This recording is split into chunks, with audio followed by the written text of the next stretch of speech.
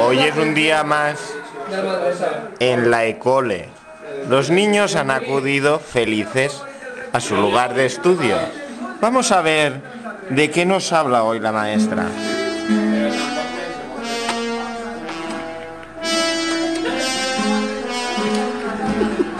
¡Pepito, Pepito!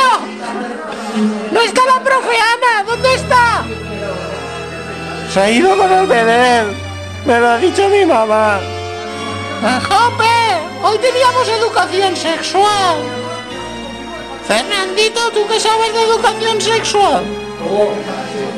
Hombre, si tienes en cuenta que tengo 18 años, llevo cuatro siglos en la escuela, pues sé bastante.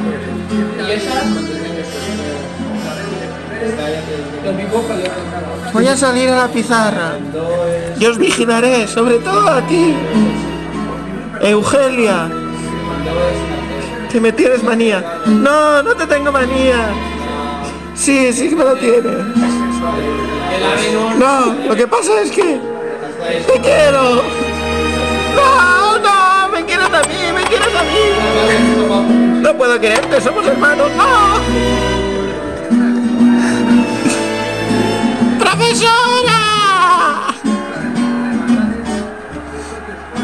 Recuerdo un día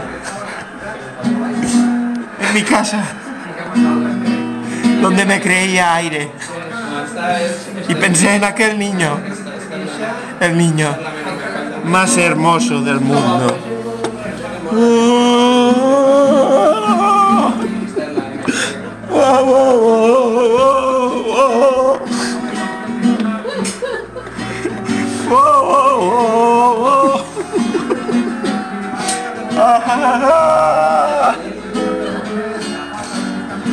Quiero ser aire